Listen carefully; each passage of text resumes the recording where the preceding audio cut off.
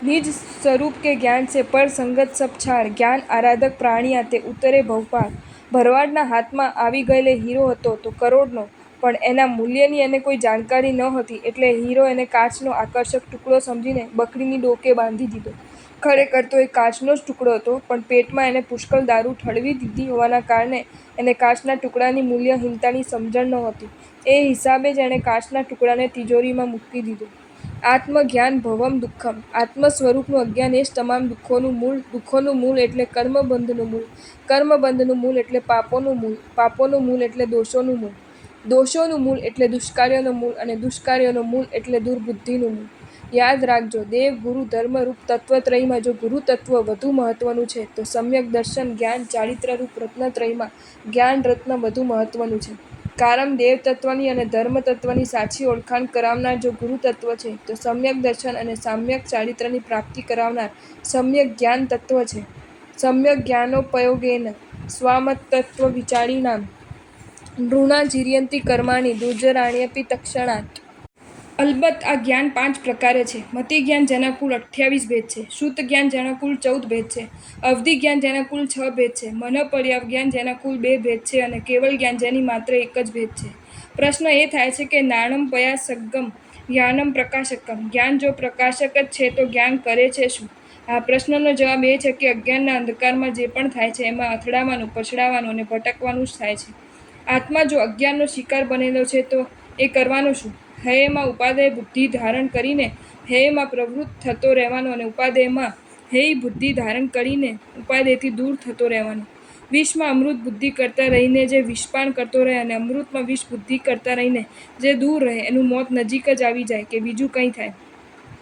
ટૂંકમાં, માણસ જે પણ પ્રવૃત્તિ કરે છે એ પ્રકાશમાં જ કરે છે. પછી એ પ્રકાશ સૂરજનો હોય કે ચંદ્રનો હોય, ટ્યુબલાઇટનો હોય, બલ્બનો હોય કે દીપકનો હોય. હા, ચોરને, વ્યભિચારીને કે ગલત કાર્ય કરનારને અંધકાર જામતો હોય એ વાત જુદી છે. બાકી શિષ્ટ પુરુષોને અને બહુજન વર્ગને તો પ્રકાશ જ જામતો હોય છે. અલબત્ત પ્રકાશમાં સમ્યક પ્રકાશ અને મિથ્યા પ્રકાશ એવા 2 ભેદ ભલે નથી પડતા, પણ જ્ઞાનમાં તો સમ્યક જ્ઞાન અને મિથ્યા જ્ઞાન એમ 2 ભેદ પડે જ છે.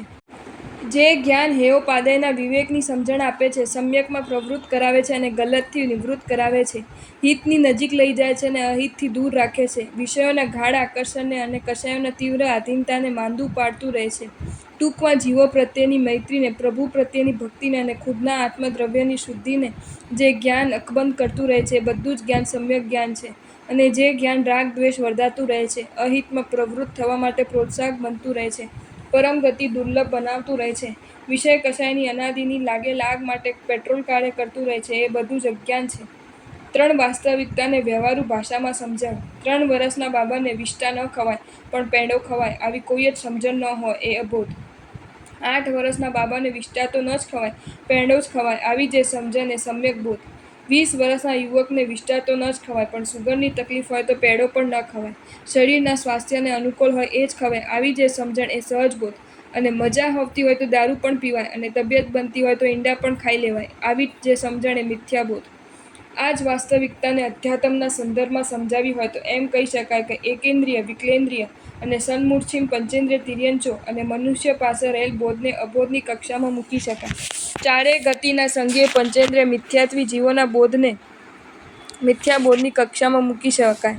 દેવ નરક ગતિના સમકીર્તિ આત્માઓના અને મનુષ્ય તિર્યંચ ગતિના સમકીર્તિ દેશ વૃત્તિધર અને સર્વ વૃત્તિધર આત્માઓના સાયોપશમિક બોધને સમ્યક બોધની કક્ષામાં મૂકી શકાય, જ્યારે સાયિક ભાવના બોધને સહજ બોધની કક્ષામાં મૂકી શકાય. શ્રી હરિભદ્ર સૂરીજી મહારાજે ષોડશક ગ્રંથમાં કરેલી સ્પષ્ટતા મુજબ જ્ઞાનના 3 પ્રકાર છે: શ્રુત જ્ઞાન, ચિંતા જ્ઞાન અને ભાવના જ્ઞાન. શ્રુત જ્ઞાન નિર્મળ શીતળ પાણી જેવું છે, તે તરસને છીપાવે. ચિંતા જ્ઞાન પૌષ્ટિક દૂધ જેવું છે, તે ભૂખ તરસ બંનેને શમાવે. જ્યારે ભાવના જ્ઞાન અમૃત તુલ્ય છે, તે ભૂખ તરસ, રોગ, અશક્તિ, થાક, ગડપણ વગેરેને દૂર કરે છે.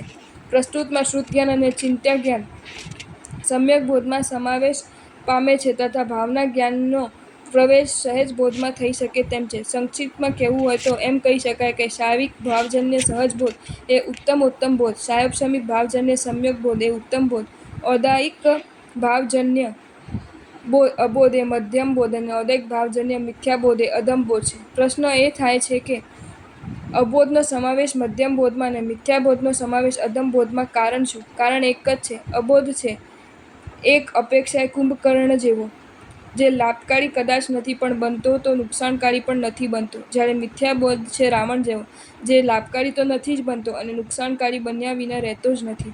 અને વાત પણ સાચી છે ને? કરોડની હીરો આંખ સામે પડ્યો છે અને છતાં તેને હીરો દેખાય જ નહીં. એ માણસ ગુમાવતું કશું જ નથી. જ્યારે કાચના ટુકડામાં જેને હીરાના દર્શન થાય છે અને એને ખરીદવા જે માણસ કરોડ ચૂકવી દે છે, એ તો ભારે નુકસાનીમાં ઉતરી જાય છે. સંદેશ સ્પષ્ટ છે. અબોધ સમ્યક ગલત વચ્ચેનો ભેદ નથી કરી શકતો, જ્યારે મિથ્યાબોધ ગલતને સમ્યક અને સમ્યકને ગલત માની બેસે છે. અને આ જ કારણ અબોધના મધ્યમ બોધમાં અને મિથ્યાબોધનો અધમ બોધમાં સમાવેશ કર્યો છે.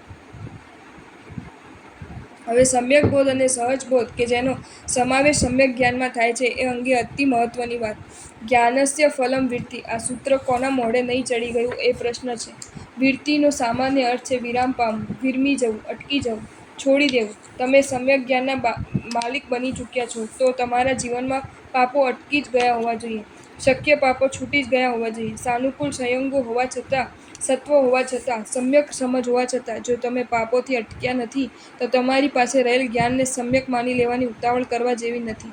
આ માન્યતા જો આપણા મનમાં ઘર કરી ગઈ હોય તો એ માન્યતા અંગે ફેર વિચારણા કરવાની જરૂર છે. જ્ઞાનસ્ય ફલમ વિરતિ. આ વાત દેશવૃત્તિધર અને સર્વવૃત્તિધર માટે તો બરાબર છે, પણ જેઓ અવિરતિ સમ્યક દ્રષ્ટિ છે એમના માટે આ વાત શી રીતે ઘટી શકશે? કારણ કે એમના જીવનમાં અવિરતિનો ઉદય હોવાના કારણે વિરતિ તો હોતી નથી, અને સમ્યક દર્શન એમની પાસે હોવાના કારણે એમનું જ્ઞાન સમ્યક તો હોય જ છે. આ શંકાનું સમાધાન એ છે કે દેશવૃત્તિધર, સર્વવૃત્તિધર માટે જ્ઞાનસ્ય ફલમ વિરતિ સૂત્ર છે, જ્યારે અવિરતિ સમ્યક દ્રષ્ટિ આત્મા માટે જ્ઞાનસમ ફલમ રુચિ સૂત્ર છે. સમ્યક જ્ઞાન હોવા છતાં ભલે એમના જીવનમાં પ્રતિજ્ઞાપૂર્વક પાપોનો ત્યાગ નથી હોતો, પણ એમના અંતરમાં પાપ ત્યાગની રુચિ તો સતત જીવંત જ રહેતી હોય છે. જેના પગ સશક્ત હોય છે એ આગ દેખાતા જ ત્યાંથી ભાગી છૂટતો હોય છે. આ છે જ્ઞાનસ્ય ફલમ વિરતિનો પ્રભાવ. અને જેના પગે લકવા લાગી ગયો હોય છે એ આગ દેખાતા ત્યાંથી ભલે ભાગી નથી શકતો, પણ ત્યાંથી ભાગી છૂટવાની એના હૃદયમાં તીવ્રતમ તડપણ તો હોય જ છે.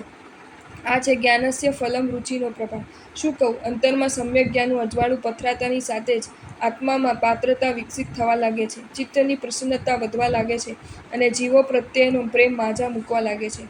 આ સંદર્ભમાં છેલ્લી વાત.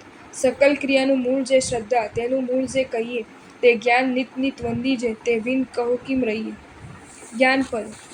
વિદ્યુન્માલા તર્જ આવ બચ્ચો, સમ્યક બોધમ શોધમ રોધમ, મિથ્યા જ્ઞાનમ હંતુમ સૂર્યમ, શ્રદ્ધામૂલમ દીક્ષામૂલમ, સર્વોત્કૃષ્ટમ વંદે જ્ઞાનમ. હે જ્ઞાન જ્યોતિ, હું ભટકતો અહીં તહીં અંધારમાં, કાઢ્યો અનંતો કાળ મિથ્યા જ્ઞાનમાં અજ્ઞાનમાં, સમ્યક વળી જે સહજ બોધ, તના હવે આંજણ ભરો, મુજ નયનમાં જેથી મળે અરિહંત પદનો આશ્રય. જો તમને આ વિડીયો ગમ્યો હોય તો આ વિડીયોને લાઇક કરો અને શેર કરો, અને આવા જ નવા વિડીયો જોવા માટે જૈન ફેક્ટ્સ એન્ડ સ્ટોરીઝની ચેનલને સબસ્ક્રાઈબ કરો. ધન્યવાદ.